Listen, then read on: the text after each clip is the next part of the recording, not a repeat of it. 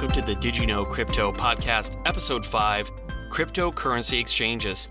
And the last episode, I talked to you about how you can purchase cryptocurrencies both through an exchange or face-to-face. Today, we're going to be talking about exchanges in detail, the different types of exchanges, and which ones I prefer to use personally. There are two types of cryptocurrency exchanges, centralized and decentralized. Centralized being an exchange like Coinbase, Uphold, Bittrex, and that's basically a company run by a group of people that control who can and cannot access their services. A decentralized exchange is just the opposite. Anyone can download the software and instantly have access. Think of centralized exchanges like the classifieds in the newspaper. You have to request access to post your buy and sell ad, and at any time the newspaper can remove it if they want. A decentralized exchange is like a public bulletin board where anyone can post up whatever they want. There's absolutely no gatekeeper. First, let's tackle centralized exchanges. I will be mentioning 5 different exchanges, a brief overview of them, and then their pros and cons, and help you make a more informed decision. Remember that this does not constitute financial advice. I am not a financial advisor, and this information is for educational purposes only. The first thing you should know when you want to buy crypto with national currencies on an exchange is that you're going to have to abide by certain rules and regulations that require these exchanges to verify your identity. And they're doing this because governments require them to make sure that you're not a terrorist, that you live where you live, and everything like that. This is called AML and KYC, which stands for Anti-Money Laundering and Know Your Customer laws. Each exchange can have slightly different requirements, but generally you're going to have to submit a photo of your driver's license or passport, a utility bill, and one exchange actually had me take a selfie holding my driver's license next to my face. Others didn't, it just depends. The reason I mention this is that I talked with someone a few months back that had originally started to go on board with Coinbase but never verified it because they thought it was some sort of scam since they were being asked for pictures of their driver's license and all this other kind of stuff. I explained that exchanges that take US dollars have to abide by these laws or else they face fines and most likely jail time. It's a legal issue. They can't not do this. So let's start with our first exchange, Coinbase, which is the most well-known and probably where many of us bought our first Bitcoin. So what are the pros of Coinbase? Their main allure is their ease of use. They have put a lot of work into providing users a very intuitive framework to navigate. It's easy to sign in. The app works very well. And once you're verified and have your banking credit card stuff set up, it's very easy to just basically point and click and buy your cryptocurrencies. It offers some very neat features as well. You can deposit US dollars into a US dollar wallet if you just want to hold cash waiting for a dip, which is basically a low point in the price to buy up so that you can either sell at a high price or just have a better overall entry point. You can also store your crypto in what they call a cold storage wallet. We're going to talk about different kinds of wallets in detail in the next episode, but what most exchanges use is what we call a hot wallet, which is basically an active account that you can instantly send and receive crypto in. Think of it exactly like your wallet or purse that you have now with dollar bills in it. You can just pull it out, give someone money. There's no waiting involved. This, of course, has risks. If someone gains access to that wallet or to that purse, they can remove the funds. The same concept applies to hot wallets on exchanges. Most exchanges, though, have only about 20% of their total funds available, since most people are not pulling out all their funds at once at the same time. So even if there was some sort of a hack, the majority of funds, even in hot wallets, are unavailable to a hacker. Cold wallets, on the other hand, are not connected to the network. So even, let's just say Coinbase was overrun by hackers who had full control of their network, these wallets are not connected, so they are not at risk. They're basically what we call air-gapped. They're not connected to the internet. They're not connected to the network at all. Coinbase offers you the ability to put a portion or all of your funds in a cold wallet, which is nice for security's sake. The downside is that it will take 48 hours to gain access to those funds if you need them. For example, let's say you stick 2 Bitcoins in a cold wallet in 2014, and now you want to sell them. You will request access to those funds, but it's going to take 2 days before they actually show up in your hot wallet so that you can send them to someone or sell them or whatever you want to do. So what are the cons? Well, Coinbase has a lot of bad reviews mainly around customer service and complaints about fees. So let's talk about fees. They charge 1.49% if you buy with a U.S. bank account and around 4% for a credit card purchase, and another 1.49% when you sell it. To deposit or withdraw funds, it is free if you use ACH debits, and it's about $10 to $20 if you use a wire transfer fee, and that's going to be on your end sending it. But in their defense, Coinbase itself is less to be used as a trading platform, right? This is not something that you should really be using if you're doing any kind of day trading or swing trading. It's more of a way to get money in and out of crypto, back into dollars or euros or whatever you're using. GDAX is actually their native trading platform, GDAX, and that's the one that runs with Coinbase. And their fees are around 0.25% per trade, which is roughly about the same as most of the other centralized exchanges. I do have to admit, I do have a little bit of a negative bias given some personal issues that I've had with them where they closed my account for no reason whatsoever. No amount of requests that I've sent to reopen my account or even give me a reason why has ever been answered by their customer service, which leads me to the next issue. Customer service is, or at least was when I last dealt with them, downright terrible. I'm sure that they have been swamped, and especially around the time that I had my issues was right around the peaks in the price where you had a massive onboarding of new people. But I can't ever remember anything ever really being speedy with them whenever I had issues with deposits or withdrawals or the account closure. For a company that made $1 billion last year, I would hope that they would have invested more in making sure that their clients are happy. Although I have to say, just recently I was complaining about that on a tweet, and Coinbase did contact me and ask me to give them the claim number. So I am in the midst of that, but I still do have a little bit of bad blood. I have no idea why it happened. The last downside I will mention is limited coin selection. Currently, Coinbase only offers Bitcoin, Bitcoin Cash, Ethereum, and Litecoin. They have talked about adding what are called ERC20 tokens, which are tokens created on the Ethereum platform. They are not their own coins with their own network. They operate within the Ethereum platform, but that has not come to fruition just yet. If you want to buy other coins, you will need to move some or all of your crypto off of Coinbase to other exchanges to buy these. The next service I'm going to be talking about is Uphold.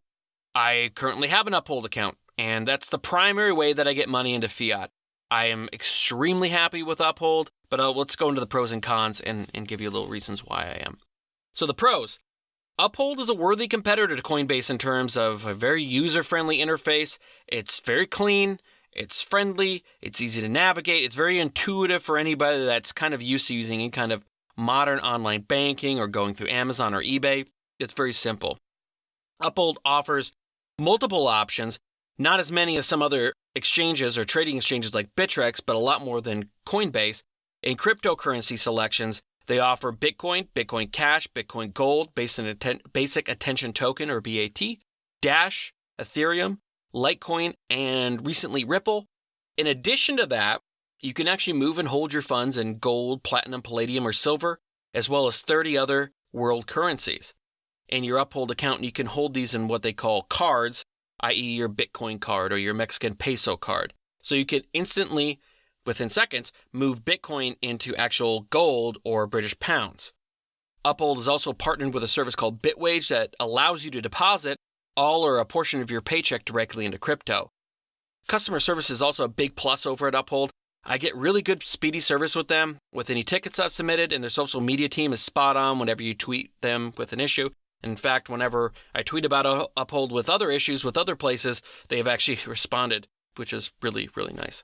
So transparency and backing.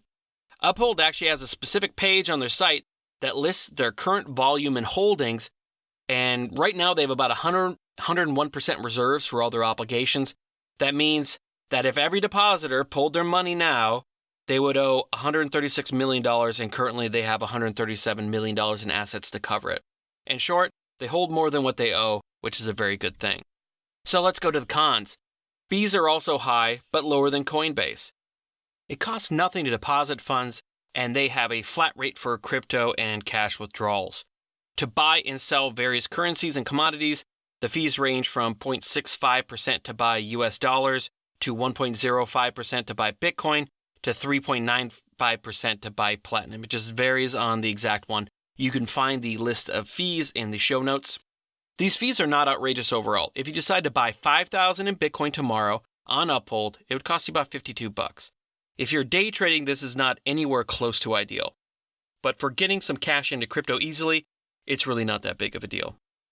Overall, I love Uphold. The fees are the only complaint, but they're offering a very easy-to-use system. They're very quick to assist you, and they are backing all the assets they have. This is a cheaper alternative to Coinbase that has all the positives, in my opinion, but lower fees and better customer service. The next centralized exchanges I'm going to talk about are Kraken, Binance, and Bittrex. Unlike Uphold or Coinbase, these exchanges are geared more towards traders. Fees are low, averaging about 0.25% per trade, and they have a much larger selection of coins. Personally, I use Kraken to do a little bit of trading, but mostly I use Bittrex and Binance. But let's talk about Kraken here real quick. Recently, they just fixed a bunch of issues on their site that had made me leave this last fall. Mostly they couldn't handle the traffic, so trades weren't going through. So what are the pros of Kraken? Their interface is decently easy to use and no longer buggy. You won't be totally lost if you've never traded on an exchange, and it's decently intuitive. I love that they have US dollars versus just having US dollar tether pairs. Without getting too deep, a tether is supposedly backed $1 to one tether for every single one that's out there. I'm a bit skeptical, and I try to stay away from tether the best I can since there's been some negative rumblings, but nothing is for certain. With US dollar pairs, I could take profit in cash and not be in USDT. Cons. Kraken still has a very limited selection of coins compared to Binance or Bittrex, and they really should invest in making their interface more clean and user-friendly. Aesthetics are not the most important thing in the world, but if you're trying to steal customers from Coinbase, it really does need to look great. Overall, though, I like Kraken now that they've fixed their overload issues, and I've been buying more and more coins there the last few months. Binance is relatively new and has probably the most extensive listing of coins. I use them to buy a lot of my less well-known coins. So what are their pros? Unlike a lot of other exchanges right now in the late winter, early spring 2018, they are open for registration. Most exchanges won't take you right now as of recording, but Binance is open. If you're looking to buy coins not listed on Uphold, I would deposit your funds in Uphold, buy Bitcoin or Dash or whatever, and send it to Binance to buy whatever coins you're looking at.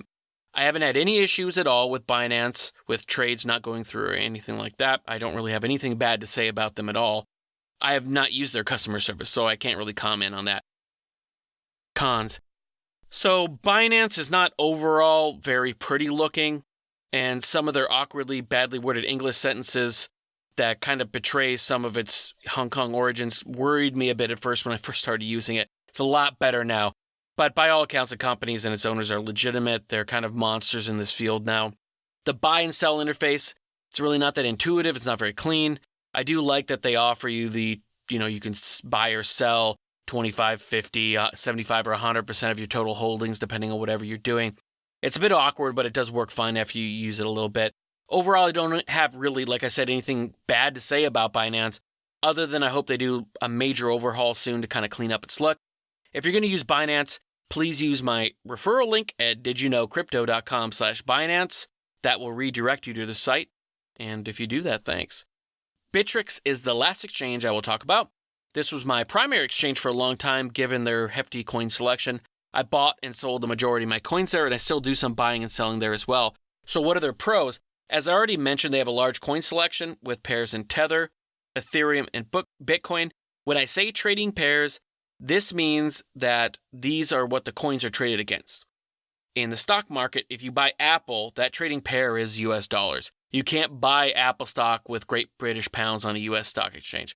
So in Bittrex, if you're going to buy Litecoin, you could buy it with US dollar Tether, Ethereum, or Bitcoin pairs. While in contrast, if you wanted to buy Litecoin on Coinbase, you can only do that with US dollars. Bittrex also has a decent interface and a good if-then options for trading and selling. So what this basically means is you can say if Bitcoin drops to 6,500, buy 3 Bitcoins with that buy option for today only, or if Bitcoin rises to 10,000, sell 2.5 Bitcoins with that sell option, good for 30 days. You can set any number of days that you want for that trade to be good for, and just different kind of combinations of if-then occurrences for your trade. So what are the cons? While I loved Bittrex, there have been some issues as of late with claims of frozen funds and controversies regarding payoffs for them to actually list coins. But I think this is kind of industry-wide that exchanges are requiring anybody that wants to have their coin listed, thus would increase their price as well, to basically pay a quote-unquote listing fee, which is not really that much different from any other stock exchange or anything like that as well. But it's there. I haven't had anything specific that I can speak of, and I don't have any concrete facts to back up these negative claims. These are merely just rumors, and these have been floating around. But I feel that they need to be mentioned so that you can make an informed decision. I split most of my buys for anything that's not on the bigger cryptos like the Bitcoins, Ethereums, Bitcoin Cash, Litecoin, 50-50 between Binance and Bittrex, basically. I like both of them. I have no issues at all with either of them, and I've had no issues depositing or withdrawing funds. Before I move on to decentralized exchanges, I want to mention that I don't endorse any one exchange over another, and I would be remiss to not mention that it is never a good idea to leave your funds on an exchange. Personally, if I'm not actively trading a coin, which I basically define as an imminent buy or sell within about 72 hours, give or take, I move them off the exchange into a hardware or paper wallet. And a hardware or paper wallet is something that we'll talk about in the next episode, episode 6, on wallets, so don't worry about it if you don't know what this is. This does cost a little bit in transaction fees, but it's negligible and worthwhile for my peace of mind. Markets move fast, but for the most part, you can get your funds back onto an exchange within 30 minutes if you really need to. This is just what I personally have incorporated in my own security practices and recommend you do also. Do your own research, figure out whatever you feel comfortable with. Those of us who have been around for a while remember the Mt. Gox, MTGOX, Mt. Gox fiasco, which at the time was the largest Bitcoin exchange in the world. When Bitcoin was hitting its all-time highs of then around $1,200, Mt. Gox got hacked. About $450 million in Bitcoin was stolen. That's about $7 billion at today's prices. This, along with other factors, led to a major crash in prices. Now, what Mt. Gox taught many of us was never leave funds on an exchange. Today's exchanges are way more secure than Mt. Gox ever was, and that whole fiasco was just really poor leadership overall, but I'm not going to go into that right now. I'm not worried about losing funds on an exchange per se. However, it is a possibility. Why? Because it's a centralized service. And as we talked about in episode 1, centralization leads to single points of failure. In the next episode, we will talk about the different types of wallets and recommendations.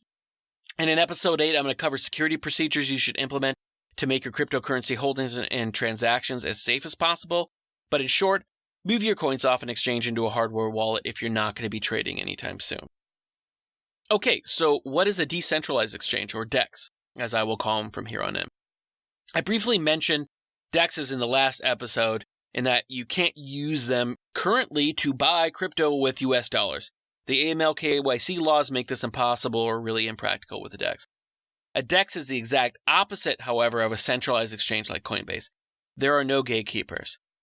There are some other DEXs coming online like Komodo, Waves, and Bisq, but today I will only speak about the one I have personal experience with, that being Bitshares. In the future, I will do some reviews of Komodos and reviews of Waves and Bisq as I get to use them and feel more comfortable actually sharing any kind of opinions on them. Decentralized exchanges are, as you can guess, the exact opposite of a centralized exchange. There are no gatekeepers of who can and cannot access it. All you need to do is download the software, set up your account, and you're ready to go. Just like Bitcoin is a currency, a DEX, decentralized exchange, only requires that you follow the unchangeable rules that the network runs on. I have a post on medium.com that I wrote specifically on Bitshares, so I would encourage you to read that for more in-depth information, and I'll link to that in the show notes. To use Bitshares, if you're going to use them, use the link I have in the show notes as well, or if you're listening, go to digiknowcrypto.com/Bitshares, and it'll redirect you to the Bitshares website. After downloading the software, it's really straightforward to use. You're just going to create an account, and you're going to fund it with cryptocurrency from another account. Personally, you can say if you just want to start trading with a couple $100, go into uphold.com, put some cash into there, get some crypto, and then send it over to Bitshares, and away you go. So what are the pros? It's decentralized. There's no company to hack. In episode 6, once again, we're going to talk about wallets and public-private keys in more detail. But these are basically the username and password for the wallets that hold your crypto. Public key is like your username, the thing that everybody identifies that wallet with. The private key is what unlocks that wallet, the password. On Coinbase or other centralized exchanges, you do not hold your private keys. That means you do not hold the personal passwords to the wallets that your funds are kept in. This is what's called a custodial model. They are the custodians of your keys and thus your funds. You cannot pull them out without their permission. With Bitshares, you hold the private keys to your funds, so you can have access to them outside the platform. Another aspect of the Bitshares decentralized model is its security. In episode 1 and 2, we talked about how decentralization leads to network security. The larger the network, i.e. more decentralized it is, the less likely that the network could ever be shut down by either a hacker, a rival company, or even the government. With Coinbase, a simple court order to suspend trading activity would be all that's needed to freeze everyone's ability to actually withdraw their funds or use them in any way. With Bitshares, as long as one person in the world is running that client or node, everyone's information would be secure and accessible. The possibility of, especially as the platform grows, of it ever being shut down grow less and less and less likely. Remember, decentralization equals security. If you're a trader, this is actually going to be the best aspect of Bitshares, and they have extremely low fees, like crazy low. I have signed up for a lifetime membership, so if I make about 100,000 total trades a year, I'd only spend about $3 total. At 0.25%, I should say, per trade on most exchanges, it would cost you more than this after 6 trades of $1,000 or more. The free membership is slightly more expensive than lifetime members to trade with, around $14 a year, and it's roughly, still extremely low. Personally, I would just sign up as a lifetime member. It used to be around $100, so right now at about $20, it's a steal in my opinion, and it's good for the rest of your life as long as that username and password is accessible. Bitshares is an open platform, which means anyone, you or I or anyone, can create their own exchange. Open Ledger is the most well-known platform and is different than the program you'll actually download from the main Bitshares website. This may sound confusing, so think of it this way. Bitshares is like a huge strip mall. They're the building with certain rules. Bitshares also opened up the first storefront in that mall, and they allow you to buy and sell crypto at their store. Anyone can come in and open up their own storefront, however, as long as they abide by the rules. Some will give you more options in certain cryptos, others will want to make their storefront look nicer. It's all the same platform and rules, they just have different names on the storefronts. What Open Ledger has done is made the interface a lot more nicer. They contain a lot more trading pairs than Bitshares does. This is the cool thing though. Let's say in Open Ledger they have a new trading pair called BitOil, and the price is pegged to the US dollar value of a barrel of West Texas crude on the open market. This allows people to trade commodities within the Open Ledger platform. If any exchange, like Open Ledger or another on the Bitshares platform, offers a new asset, anyone on the platform can trade with it as well, although you pay a slightly higher fee than if you're on the Open Ledger platform. So if you're using Bitshares and Open Ledger offers this BitOil, it's going to be extremely low, but still slightly higher to trade on it on Bitshares and Open Ledger, but anyone has access to it on the platform. This is a nice segue to the next pro, is that anyone can create, with a negligible fee, a new asset. So let's say I want to trade the Enigma token on Bitshares, but it's not available. I can go into Open Ledger, go into my account, create a new asset that trades as Enigma and would be listed as open.enigma, or if I was going to trade EOS, it'd be open.eos. You can find many assets being listed on the network, and it's really neat to be able to do that. These assets are not going to be backed by actual gold or dollars, but are backed by the dollar value in BTS, the native currency of the platform, at 175% their value. BTS is currently at writing of for April 2018, $0.14 per BTS. To make this simpler, let's just say it's $1 to 1 BTS, just to ease it up when we go forward here. So using BitUSD as an example, this asset is now backed by 1.75 BTS per dollar. That's 175% of the BTS dollar value per BitUSD. So it's really good. And then when people list these things, they actually have to put these assets to back up so that there's a real asset being traded with real value behind it, and it's not just a randomly created thing. The last pro I'm going to mention is that it's really easy to start using. You can start trading within about 30 minutes. Let's say, like I mentioned, I have an Uphold account where I have $500 in Dash. I can download Bitshares software, sign up, create my login information, which you also need to store securely, as there's no account recovery. This is a decentralized exchange. If you lose your information, you're done. To fund the account, I need to deposit some BTS. You can either go to an exchange like Binance or whatever and buy Bitshares BTS and send it to your BTS address on Bitshares. Or the other options is that they offer you the ability to download Bitshares by depositing other cryptocurrencies. For example, Dash. I can go into my account, find my deposit section, deposit Dash. It'll give you a Dash address to send your Dash to. And when I send my Dash from Uphold to there, when it's deposited in my account, it's deposited as BTS. And it will convert it instantly, deposit my account. Takes less than 10 minutes for me to do this whenever I did, the last time that I did this just recently. So what are the cons? Well, there are a few. The most glaring really is low volume. Binance, for example, does around $1.5 billion in daily trading volume. Bitshares does about $2.5 million. Trading volume is important because it means there's high liquidity in the markets that you want to trade in. For a buy or sell order to go through, you need someone, real person, to be doing the opposite of what you are. For example, if you want to buy a Bitcoin at $6,500, there has to be someone on the other end willing to sell it for that. Conversely, if you just bought it for $65 and now you want to sell it for $7, there needs to be a buyer who is willing to pay $7,000 and have a buy order in for that amount.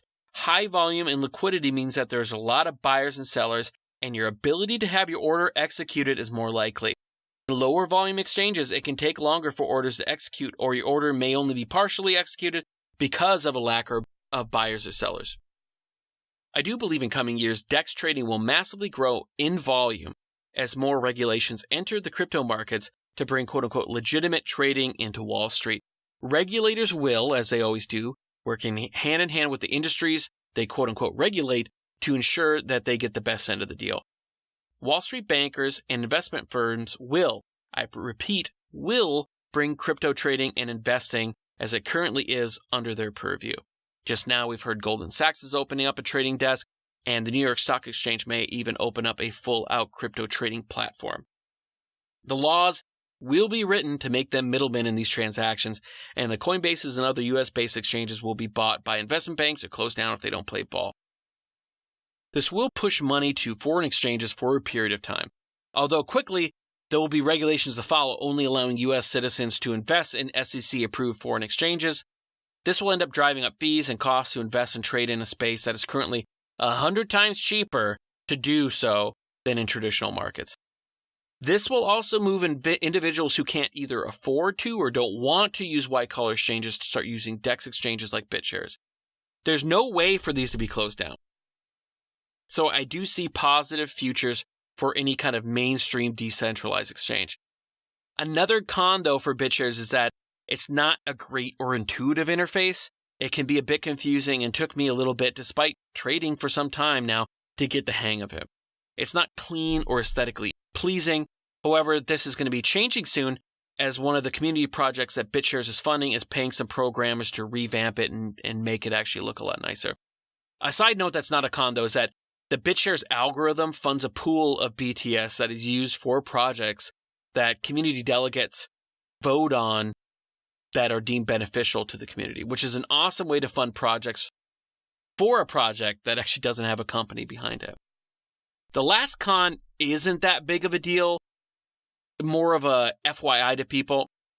As I mentioned already, BTS is the coin that is native to the Bitshares platform. Everything runs on that. In most exchanges, if you sell Bitcoin, you'll be charged 0.25% in Bitcoin or whatever the crypto you're trading in as a fee. On Bitshares, however, you only use Bitshares for the fees. So you must keep a small amount of Bitshares available for those fees. You can't sell all of your Bitshares for, say, Litecoin, then try to sell Litecoin for BitUS. You'll have no BTS left for the fees and for that sale. And you can't turn around, unfortunately, and sell a small portion of your Litecoin back for BTS because you have none to cover that fee as well. You will have to fund from an outside source some other crypto to convert into BTS again. As we mentioned earlier in the example of sending Dash to fund your Bitshares account, you'll have to do that again. It's going to convert into BTS. However, this is a bit of a hassle. It's not a big one. It's really easily mitigated by always keeping a few dollars in BTS at all times in your BTS account. I didn't realize this at first. I wasn't thinking. So I had a few headaches trying to figure out how to get my trade to work. And I ended up realizing I was going to have to refund it again.